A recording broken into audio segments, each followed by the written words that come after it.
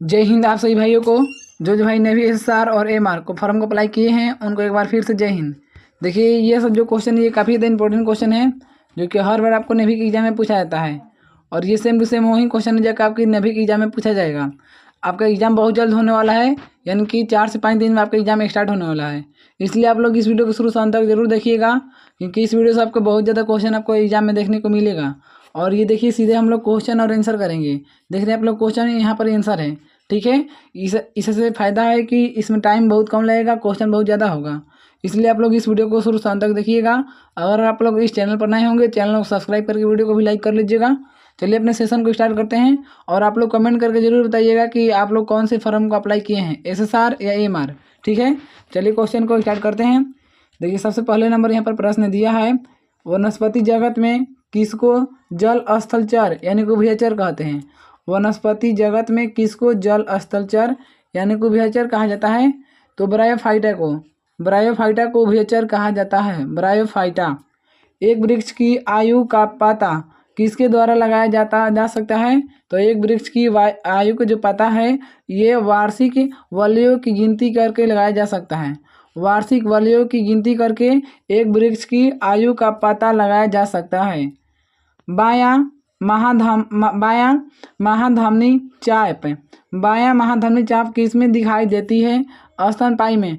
जो बायां महाधमनी चाप है ये स्तनपायी में दिखाई देती है, स्तनपायी में। थर्मामीटरों में सामान्यतः पारद का प्रयोग किया जाता है क्योंकि इसमें उच्च चालकता होती है।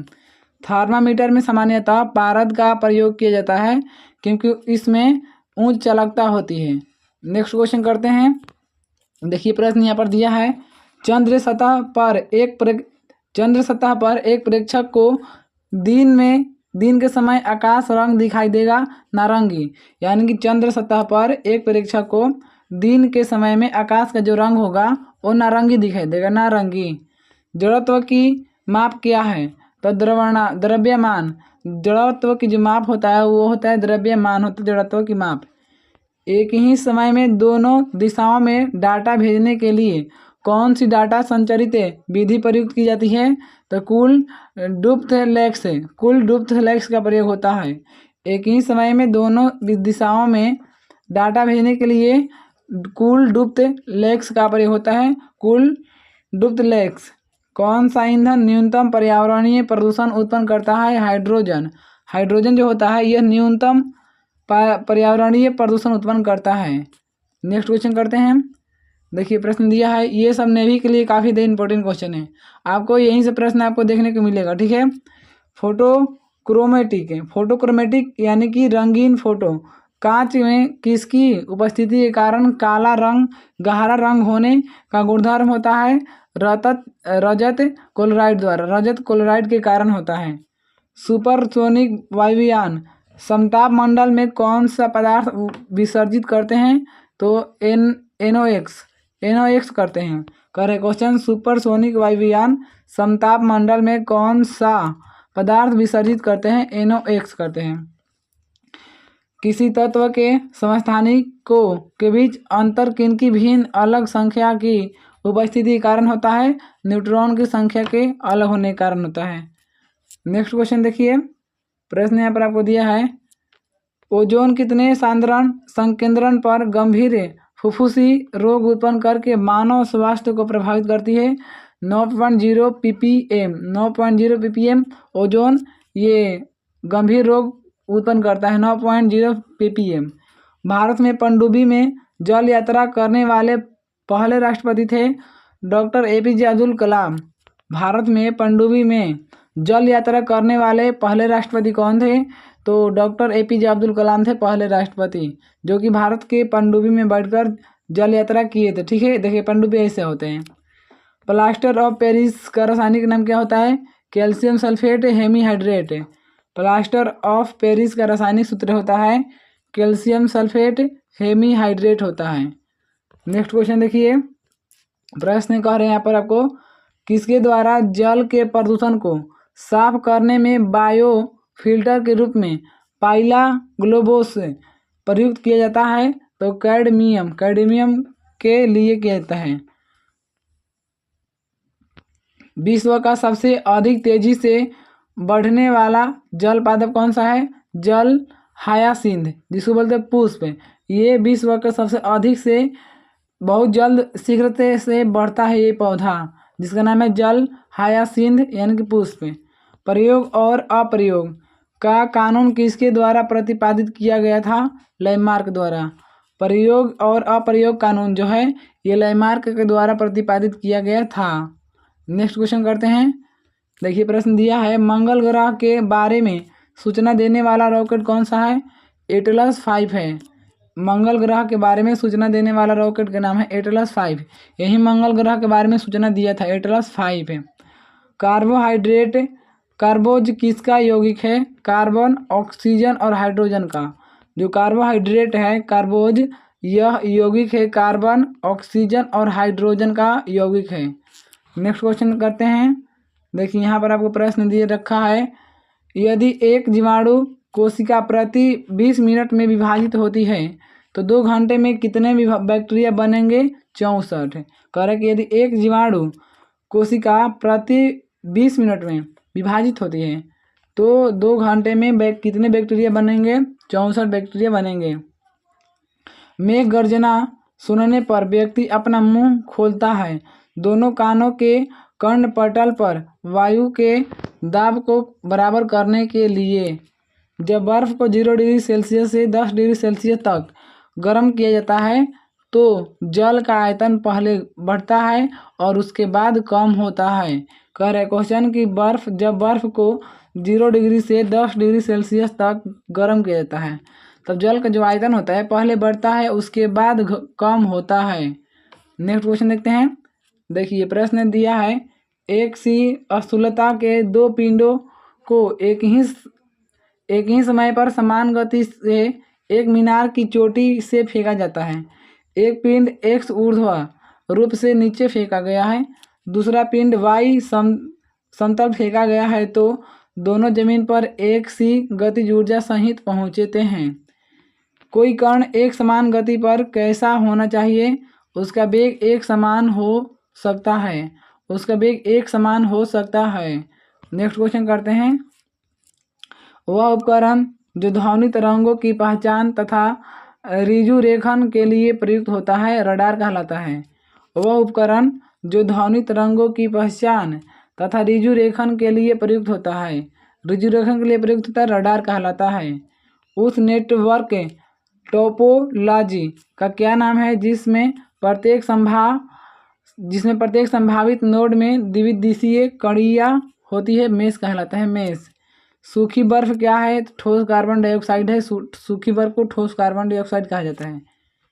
जब H2 गैस को उच्च दाब के क्षेत्र से निम्न दाब के क्षेत्र में प्रसारित किया जाता है तो उस गैस के तापमान पर क्या प्रभाव पड़ता है?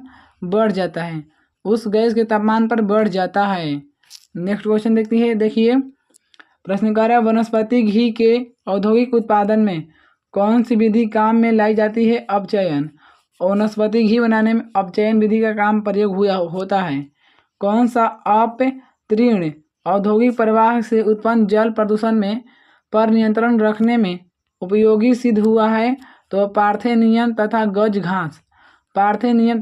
घास। कुछ रेगिस्तानी छिपकलियाँ अपने मल को शुद्ध आकार में निष्कासित करती है। इससे किस प्रकार की मदद मिलती है? तो जीवों का पर्यावरण के अनुसार अनुकूल। नेक्स्ट क्वेश्चन देखिए। कार्य प्रश्न, किसी मृत प्राय व्यक्ति का गुर्दा लेने के लिए उसे किस स्थिति में होना चाहिए? तो केवल तंत्रिकीय प्रकार्यों का अवसान होना चाहिए। चंद्रमा पर क्या नहीं होने के कारण वहाँ किसी प्रकार की जीवन नहीं है? तो जल। चंद्रमा पर जल नहीं है। मैडम क्यूरी को 2 भिन्न नोबेल पुरस्कार किन भिन्न श्रेणियों के मिले थे? तो एक बार भौतिक में और एक बार रसायन में। ये दोनों बार उसको नोबेल पुरस्कार दिया गया था मैडम क्यूरी को। ठीक है, विज्ञान के 2 क्षेत्रों में दिया गया था, भौतिक एक रासायनिक। नेक्स्ट क्वेश्चन देखिए। प्रश्न यहाँ पर आपको कह रहा है, जलीय जीवों के जीवित रहने के लिए अपेक्षित के अनुकूलतम घुली हुई ऑक्सीजन का अवसर क्या होता है? तो 8 से 10 mg प्रति लीटर होता है। 8 से 10 mg प्रति लीटर। ऑटोमोबाइल रेचन वह घटक जो कैंसर पैदा कर सकता है सीसा कहलाता है। ऑटोमोबाइल रेचन वह घटक जो कैंसर पैदा कर सकता है सीसा कहलाता है, सीसा। पोर्टलैंड सीमेंट में जिप्सम मिलाने से मदद मिलती है सीमेंट को शीघ्र जमने से रोकने में। सीमेंट को शीघ्र जमने से रोकने में मदद मिलती है। अगर पोर्टलैंड सीमेंट में जिप्सम मिलाते हैं तो सीमेंट को शीघ्र जमने से बहुत बचाता है। नोदक या रॉकेटो में ईंधन के रूप में प्रयुक्त होता है तो द्रव नाइट्रोजन प्लस द्रव ऑक्सीजन। नोदक या रॉकेटो में ईंधन द्रव नाइट्रोजन प्रयुक्त होता है और द्रव ऑक्सीजन दोनों प्रयुक्त होता है। नेक्स्ट क्वेश्चन देखिए, यहाँ पर आपको प्रश्न कर रहा है एक कृत्रिम पारिस्थितिकी तंत्र निरूपित किया जाता है तो जल जीवन शाला द्वारा। जल जीवन शाला द्वारा एक कृत्रिम पारिस्थितिकी तंत्र को निरूपित किया जाता है। आयोडोफॉर्म का प्रयोग किया जाता है प्रतिरोधी में। आयोडोफॉर्म का प्रयोग प्रतिरोधी में किया जाता है। श्वेत फुफ्फुस रोग अक्सर पाया जाता है तो पीड़क नाशक उद्योग के कर्मचारियों में। कह रहा है क्वेश्चन, श्वेत फुफ्फुस रोग अक्सर पाया जाता है तो पीड़क नाशक उद्योग के कर्मचारियों में पाया जाता है।